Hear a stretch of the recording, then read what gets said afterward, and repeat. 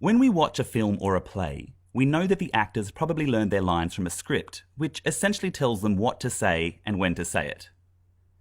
A piece of written music operates on exactly the same principle. In a very basic sense, it tells a performer what to play and when to play it. Aesthetically speaking, there's a world of difference between, say, Beethoven and Justin Bieber. But both artists have used the same building blocks to create their music: notes. And although the end result can sound quite complicated, the logic behind musical notes is actually pretty straightforward.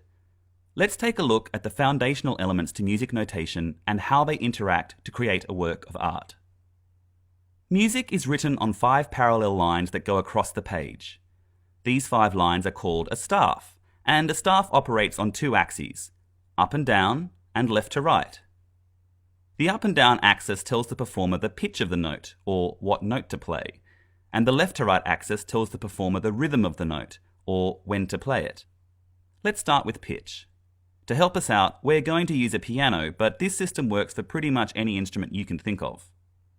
In the Western music tradition, pitches are named after the first 7 letters of the alphabet: A, B, C, D, E, F, and G. After that, the cycle repeats itself: A, B, C, D, E, F, G, A, B, C, D, E, F, G, and so on.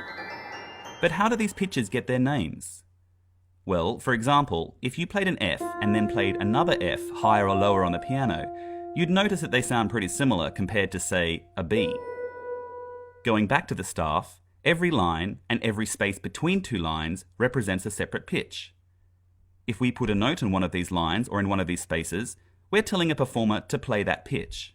The higher up on the staff a note is placed, the higher the pitch. But there are obviously many more pitches than the 9 that these lines and spaces give us. A grand piano, for example, can play 88 separate notes. So how do we condense 88 notes onto a single staff? We use something called a clef. A clef is a weird-looking figure placed at the very beginning of the staff, and it acts like a reference point telling you that a particular line or space corresponds to a specific note on your instrument.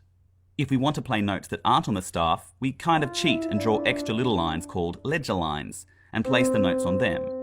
If we have to draw so many ledger lines that it gets confusing, then we need to change to a different clef. As for telling a performer when to play the notes, 2 main elements control this: the beat and the rhythm. The beat of a piece of music is, by itself, kind of boring. It sounds like this. Notice that it doesn't change, it just plods along quite happily.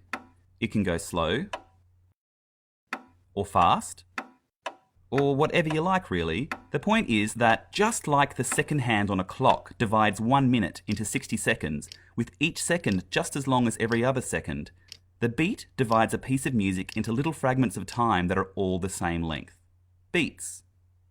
With a steady beat as a foundation, we can start adding rhythm to our pitches, and that's when music really starts to happen.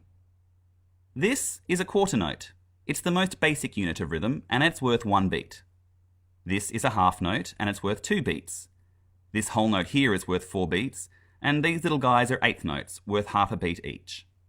Great, you say. What does that mean? You might have noticed that across the length of a staff, there are little lines dividing it into small sections. These are bar lines, and we refer to each section as a bar. At the beginning of a piece of music, just after the clef, is something called the time signature, which tells the performer how many beats are in each bar. This says there are 2 beats in each bar, this says there are 3, this one 4, and so on. The bottom number tells us what kind of note is to be used as the basic unit for the beat. 1 corresponds to a whole note, 2 to a half note, 4 to a quarter note, an 1/8 to an 1/8 note, and so on. So this time signature here tells us that there are 4 quarter notes in each bar. 1, 2, 3, 4, 1, 2, 3, 4, and so on. But like I said before, if we just stick to the beat, it gets kind of boring, so we'll replace some quarter notes with different rhythms. Notice that even though the number of notes in each bar has changed, the total number of beats in each bar hasn't. So, what does our musical creation sound like? Sounds okay, but maybe a bit thin, right? Let's add another instrument with its own pitch and rhythm. Now it's sounding like music. Sure, it takes some practice to get used to reading it quickly and playing what we see on our instrument, But with a bit of time and patience, you could be the next Beethoven. Or Justin Bieber.